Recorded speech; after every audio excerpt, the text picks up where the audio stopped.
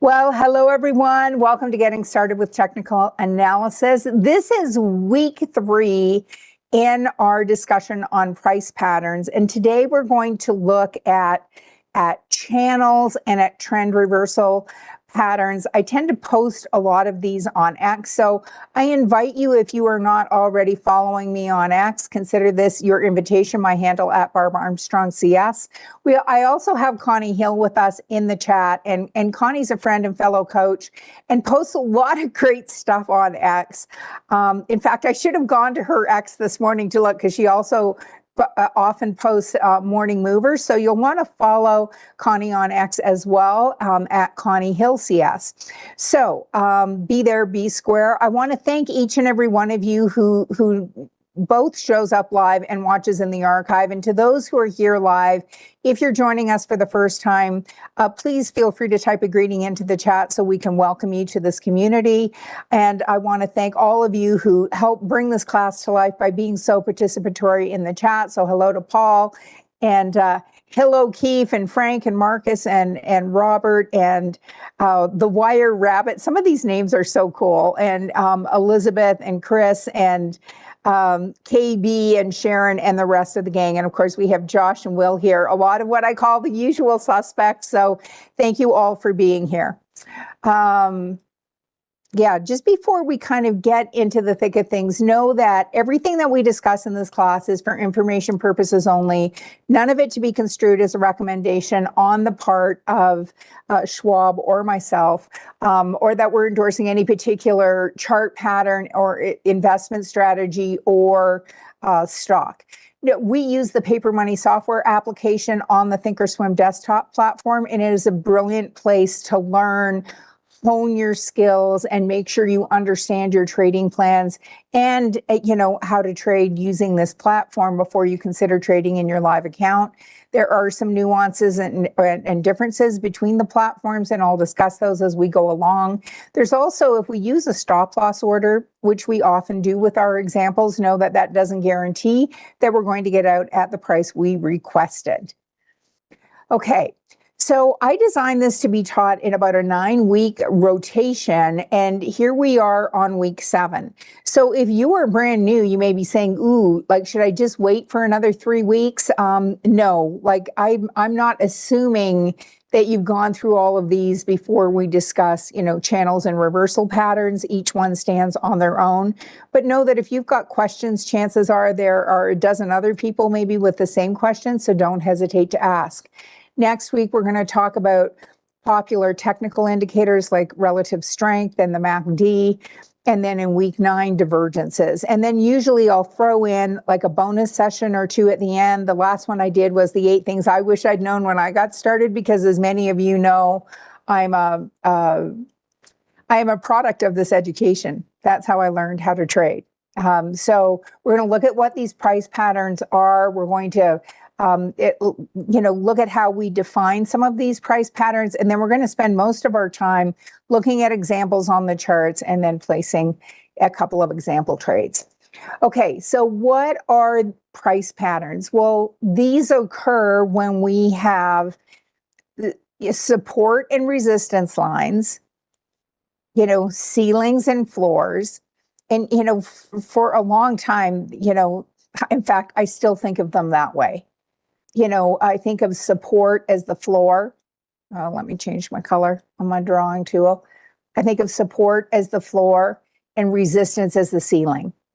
And, it creates different shapes as these move both horizontally and diagonally. And they can create rectangles, triangles, wedges. And today we're going to look at, some other patterns as well. And each pattern that we've identified has a unique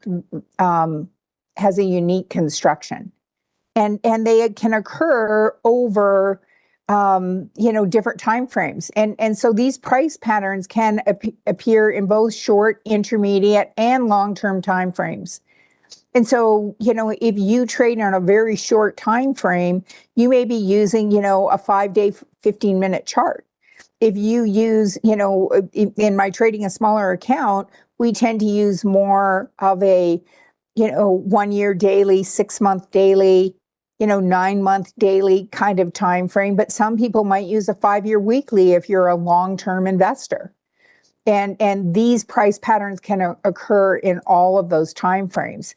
And why do we care about these patterns? Well, these patterns can give us signals. And these signals can help us establish a price target. They can help us establish also, an entry and an exit. So, not only can they help us establish targets, but, exit and entry signals. Okay. And, we're going to look at some reversal patterns also, where something may have been downtrending for a while. And all of a sudden, it starts to bounce and you're going, is that a bear flag? And then maybe it starts to go sideways for a while. And it's a consolidation and a potential trend reversal pattern when we see this, channel at the bottom, or if we see something where it comes down and then it looks like, oh, it's just going to continue falling. And then it comes down again. What do we call that pattern, my friends? I think you guys know. We call that an inverted head and shoulders. And then sometimes like it'll come down if we're looking at a downtrend, and then it'll look like it's just going to be a deep V, and then it'll come down again. And then we see this breakout up through the ceiling. And we call that a cup and handle. Because there's not a shoulder on the other side. And this is our inverted head and shoulders. So these are some potential trend reversal patterns. Yeah, CB has got it. An inverted head and shoulders, and Kevin too. Yep. I know that there's a bit of a delay. And then, the next one, a cup and handle. And this one, we may just call it, range bound here. And some might say, well, that's once, twice, 3, that's a triple bottom. I guess it becomes a quadruple bottom then if it comes up and comes out here, right? Yeah. Okay. Okay, well, I do have a couple of slides. So, someone, not me, but someone went to a great deal of effort to put these together. So let's have a look at them. So here we have an example of an uptrend and then a period of consolidation. And these rectangular sideways, and I like to say, it's a whole lot of nothing. It's going a whole lot of nowhere. And sometimes a stock does that. It after a big run to the upside, it's kind of like if you ran up a big hill, you might appreciate just coasting for a little bit, right? Where it starts going sideways. And we see a bunch of similar lows. And then, on the top, similar highs. And then we're looking for this to break out one way or the other. Okay. So in this trend, it can be bullish or bearish. So, it can break out to the upside and be a trend continuation, or if it breaks out to the downside, then it's a trend reversal. And this can occur in all time frames. And, we're looking for a strong trend, like we had here, followed by that period of consolidation. And I kind of think of it as the more time it hits that ceiling, I think of these, if I could really draw, I'd draw a little knight here. My drawing capabilities are very limited, but and every time it comes and hits this again, another knight joins the line to protect this position from going any further, or to protect it from falling any further. And, some might consider it an entry when there's either a break of support, so it either breaks to the upside or breaks to the downside. Okay, and the potential target, how would we measure this? Well, we're looking at the height of the pattern.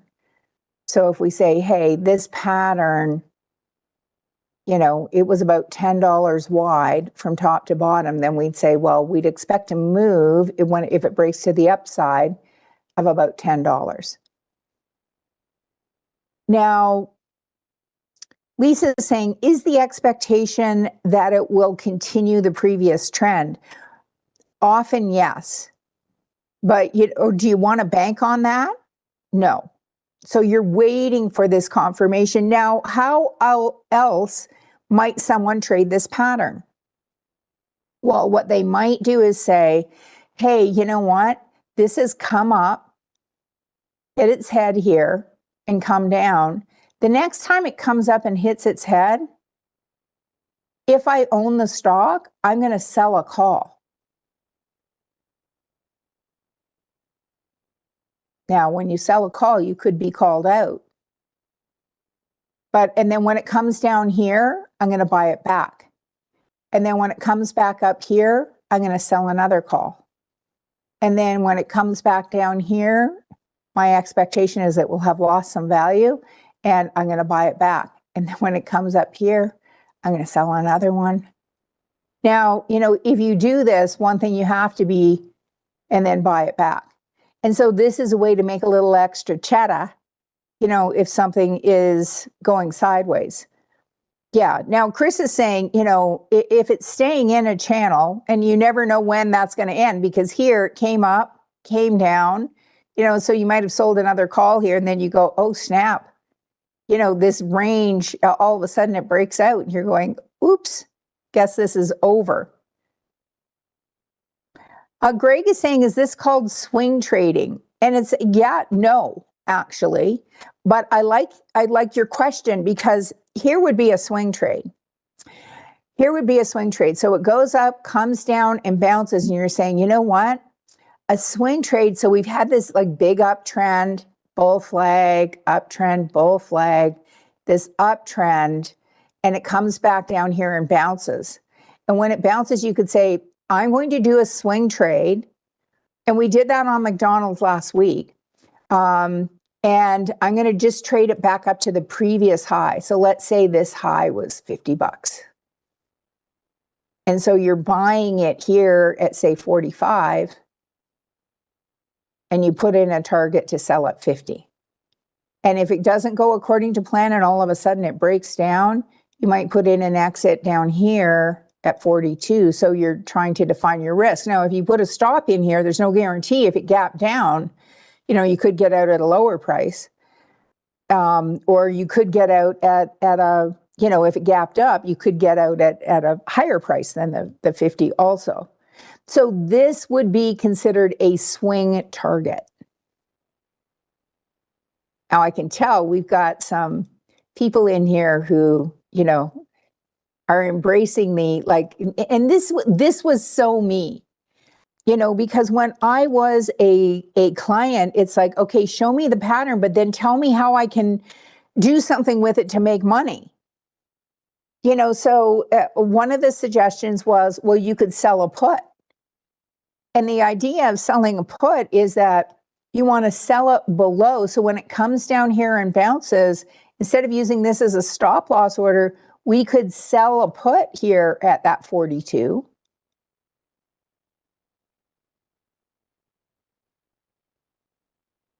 And then buy it back when it comes up here. Or we could just say, you know what? I'm going to let this go sideways. I'm going to have sold this put. Let's say I'm just making a number up here. Let's say I got paid $4 for it. I'm going to put in an order, and when I've got 80% of my max gain, so when this is worth about, 4 times 2 is 8. When this is worth about 80 cents, if I got paid $4, let me just get my calculator. $4 times 0.2. Yeah, so when this is worth about 80 cents, buy it back, because then I'll have made 320 of the 400 that it's possible to make. Or you could just say, when it gets up here, I'm going to buy that put back. And then if it comes back down, I'll sell another one and get out and sell another one. Now you could also do, and this is a lot of options talk here, you could sell a short put vertical, which defines your risk. Or you could do a long call vertical and say, I don't know how much I could make here. And here you're both buying and selling a call, and you want it to go through both strikes. And you don't know maybe how much this will be worth by the time it gets up here, but you could say, If it gets up here and then we have a candle pattern that indicates this uptrend may be over, however much I've made, I'm going to exit. Or we could just buy a call here when it bounces here and say, hey, when it gets up here, however much I've made, I'm going to sell a call. So these are all different bullish strategies. Now, on the other side, if we wanted to trade this bearishly and it's going sideways, it's like, well, how would we do that? Well, when it comes up here and it bounces to the downside, here we could buy a put.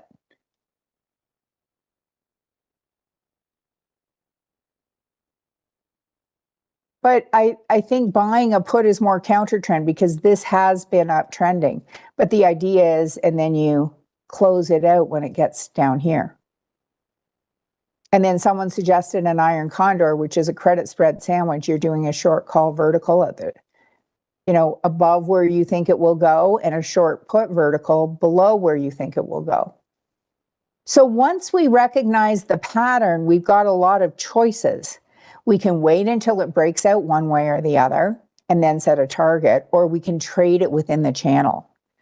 And in that trading a smaller account class, we've done a lot. So John is saying you'd sell the short put vertical at the same point you'd sell the put, or does it matter? Yeah, like an entry, like, so say here, you would say, well, I have an entry here today, a bullish entry, because it's bounced off this support level. So what are my choices? I could buy a call. Let me just change my drawing tool so I can type. So I could buy a call, or I could do a short put vertical, or I could sell a put. A short put is selling a put, which means you're agreeing to buy the stock at that price. So if under no circumstances would you want to own the stock, but if you're saying, hey, this has been uptrending, my expectation is it will continue to uptrend. So if it comes down and I end up having the stock put to me, I'd be okay with that. Now, if you have a small account, you might say, hey, this is a $200 stock. I can't afford to buy 100 shares of a $200 stock. That's a $20,000 position. So the way you trade something can be predicated on your account size. Sometimes it's just not in your snack bracket, so to speak, to be able to do this.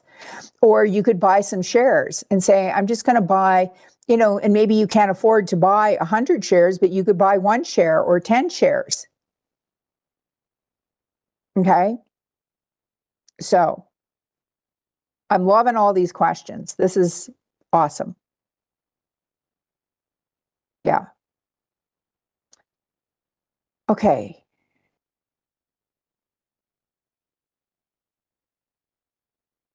Yeah. So Chris is saying, do you like selling puts better than spreads? It depends, and the answer is depends. And I'm not trying to be,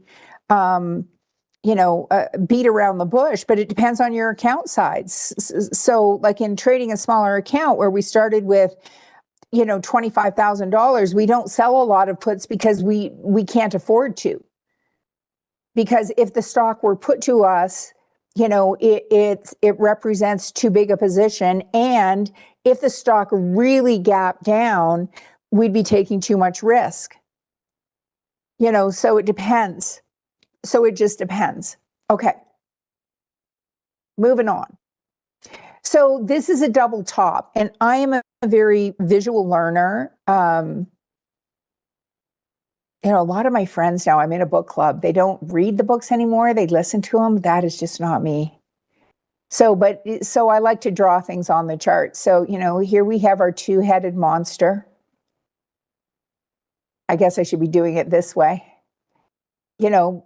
Because and the idea here is it could turn out to just be a period of consolidation. But if you get these two big peaks and then it breaks to the downside, what the expectation would be is that if this is, again, 10 points wide, the expectation you'd expect to see about a 10-point move to the downside. Or that is, it could fall more, it could fall less, but that is how some traders might choose a target. And here's the target. And that entry would be a break of support. and some people might say, well, you're going to get in when it breaks support. I'm going to be a little more conservative. And if it breaks support, I'm going to wait and see if it comes up to retest. And if this is a true breakout or if it's a fake out.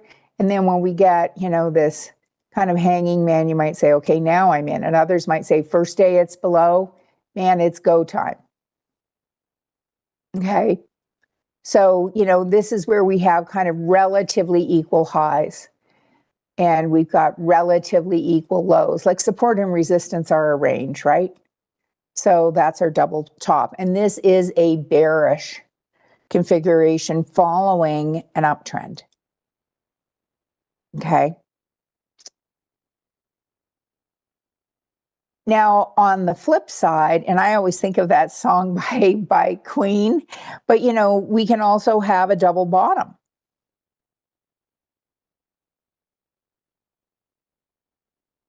And this can be kind of a more bullish sign, right? It's been Halloween recently, but and again, how would we measure the potential move? Measure this distance and replicate it. And it could move way more, and you could say, well, I wish I hadn't put that target in there because I could have made more. Well, it may not even make the target. Yeah. Following, it's it's following a bearish, a downtrending stock. And we're going to look at some of these. It can occur in all time frames. And you're looking again, equal lows, kind of equal-ish highs, and then it breaks through the ceiling. Okay. Okay.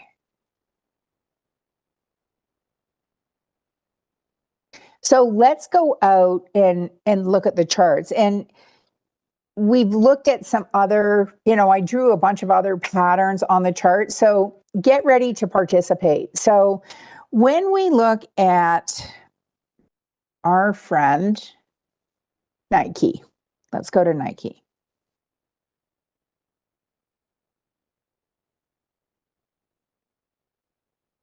What are we seeing here? And it's not perfect, but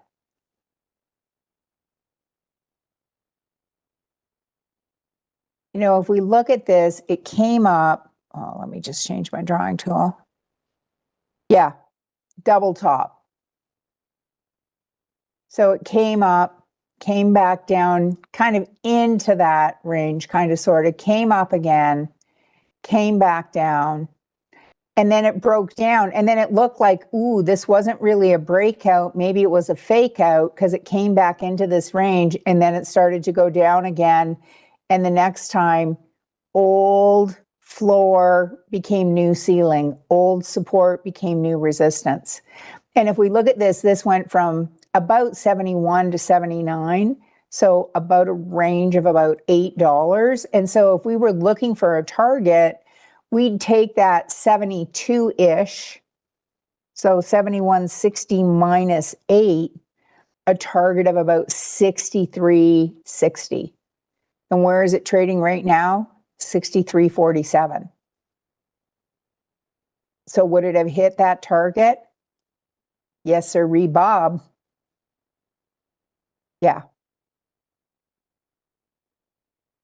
Yeah, and some might say, well, it was kind of like a two-headed monster. Like we had a head and shoulders. Here, I think of it more of kind of a double top with an intended rally that didn't quite cut the mustard. Okay, so that was Nike. How about we look at AMD?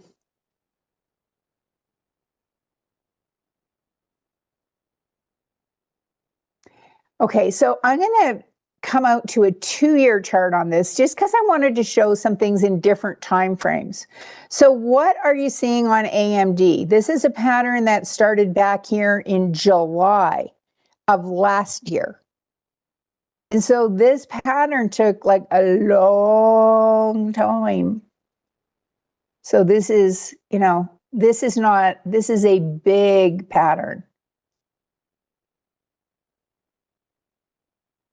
inverted head and shoulders. And this one, it went from like 77-ish to 184. And so one of the ways we can measure this using the tools, yeah, Chris and Travel D and Lisa, you guys have it. This is an inverted head and shoulders. So one of the things that we can use on the chart itself, and I'm not always the best at drawing a perfect plumb line, but if we come from the top to the bottom, you know, that's a $106 move. And then we can just duplicate this line and bring it here and say, you know, where are we expecting this to go? Well, to about, you know, this. Okay. And I have my default set on these lines to give me to post the price. And if yours doesn't, if you just come and edit, I've just said, show the price on the right. The default is not to show the price. I say, show the price on the right. So here's a potential target, 292. Has it hit that yet? No. Is it guaranteed? Is it a for sure thing that it's going to hit it? No. But we have this pattern, you know, that when we saw it break out, some might have said, you know, like, ooh, it broke out, but it's too late. We missed the move. Well, if your target is 292, and on this day it closed at 203, have you really missed it? Yeah, no, we haven't. You know, now it's sitting up here at 239. So again, have we missed the potential move? No. Now, someone asked earlier about a swing target. So if we wanted to do a swing trade on this, you know, we could put in an order to say, hey, if tomorrow this goes up, you know, place a trade. Here's the, you know, it hit 267. So we could say, you know, if it comes up to like this range again, around like say 267, 265, you know, this could be a swing target. Just you're going from the pullback to the recent high. That would be a swing target. And we are actually going to do a swing trade today. Well, let's go pull that one up. So Airbnb. So Airbnb, what's been going on? Like I kind of look at this and think this is a 2-year chart. Hot Mess Express is, you know, like I call this a Tums chart. But, you know, recently we've had, you know, and I, as in recently, I mean, kind of starting in August. So August, September, October, November. So for the last 4 months, this stock has been trading in this range. Let me just get rid of the first drawing. Oh, I duplicated it instead of. Okay, so it's been trading in this range, right? And is it out of the range yet? No, it's not.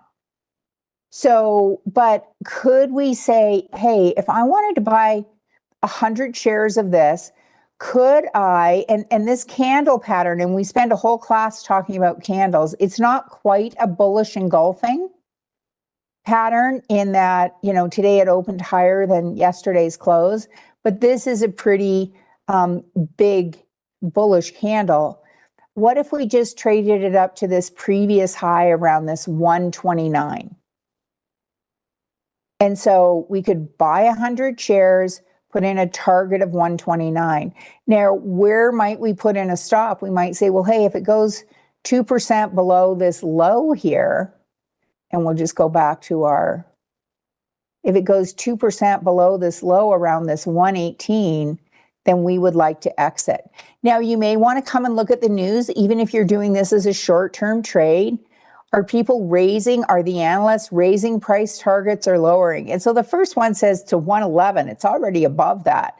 But what I think is so interesting is all these analysts have different price targets. This one was by far the lowest, but UBS raised their price target to 147. Well, that's above the top of here. Gordon raised their price target to 137 from 130. Well, if our target's 129, you know, they're targeting above that, right? BMO raised their price target to 130. This bank raised their price target to 137, et cetera, et cetera. Baird raised the price target to 145 from 140. So, you know, but the net of it is that these analysts, and that's just another piece of information. But if we're looking at the technicals, we could just say, we just went back up to this recent, we're trading within the pattern, that idea of, you know, buy here, sell here. It's a swing target. Okay. Okay. So we're going to come to the trade tab. And we're just looking at doing this with stock, just to keep it simple. So we're going to buy custom with an OCO bracket. And our target is going to be 129. And you might say, well, that's not that high. Like, that's only $6.50 a share. Well, it beats a poke in the eye with a sharp stick. And if you had 100 shares, that's $650. So let's say you're trying to earn a little extra cheddar so that when you come to the Anaheim Market Drive in 2 weeks, you can then have some extra cash to go to Disney and, you know, take the kids with you and, you know, all of that great stuff. And then our stop, now it always, the system default is $1 below the current trading price. We're going to go with 118 times 0.98, which would be 2% below that support level. So 118 times 0.98.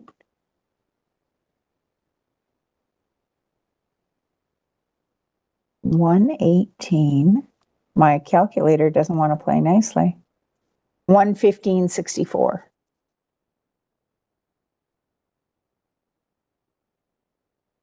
Okay, 115.64.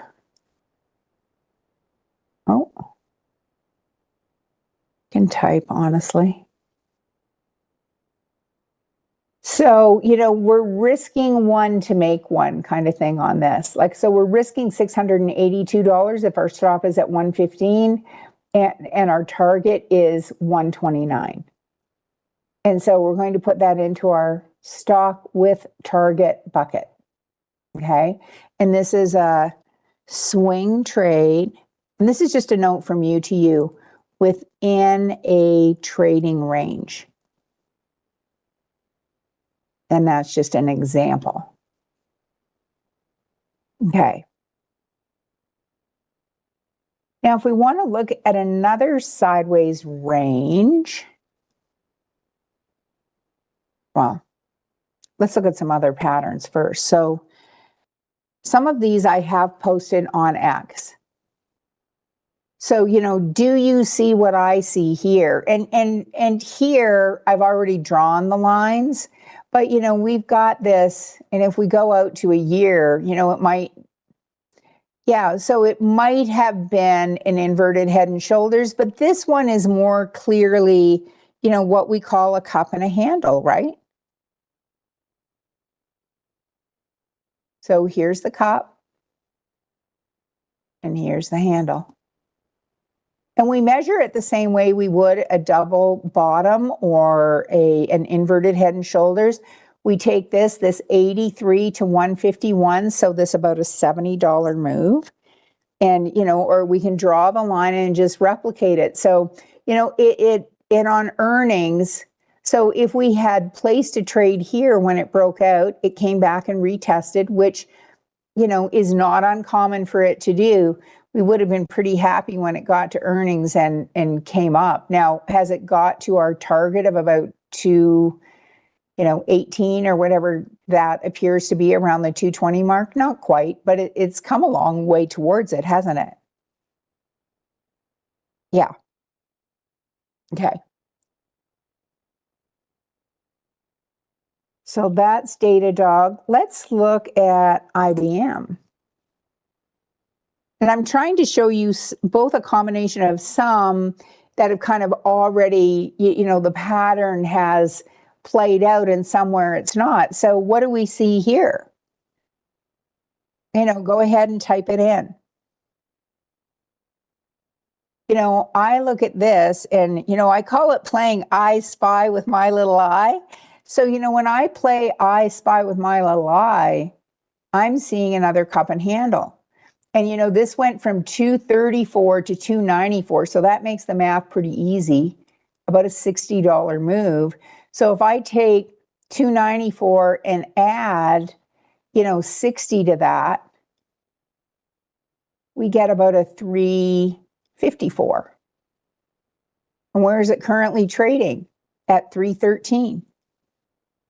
And so if you said, well, 354, that could be a nice move. Now, as a percentage, so let's go ahead and set this up. And then where might you put a stop? Well, you might say, well, this recent low, if we were to, again, now this isn't going to be a swing trade, right? Like you could have done a little swing trade when it came down here and it would have already come back up and hit that target, around this, 315 level. But if we looked at this and said, we want to place our target based on the width of this pattern around 354, where might we put a stop? Well, we might say, well, this recent low here was 296. So we want to go 2% below that, 296 times 0.98, around 290. So, if it breaks below that support level, then we'd like to exit. And so we're going to come into IBM and do the same thing, buy custom with our OCO bracket. Our stop is going to be at 290.08. 290.08. And our target is 354-ish. So we're going to just put it in at 354. We're going to make both of these good till canceled. Now, the advantage of using a stock position is that we've got time and we don't have to worry about time decay. Now, the disadvantage is this requires a $31,000 commitment. And with both the target and the stop, there isn't a guarantee. And with this one, our stop is at, we're risking $2,300, which, this account has $1 million in it. So we're okay with that type of risk to potentially make for, $40 a share or $4,000. And is this a set it and forget it? No, we're going to monitor this and we might move the stop up over time as it gets close and a new support level. Yeah, are the volume bars valuable for this type of trading? Well, some people will say, like as part of their trading plan, they will say, does this trade 1 million shares a day or more? And if it doesn't trade, or they might want that number to be half a million. So they'll have a rule regarding trading volume. And when they look at this, so here our target is based on the width of the cup and handle pattern.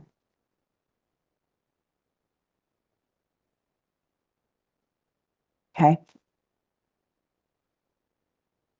So we've just put in another example trade based on this pattern. And we've got some guidelines here. And we can see that there are days when this volume really spikes.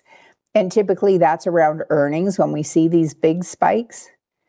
But, when something is breaking out of a support, that the volume tends to be higher.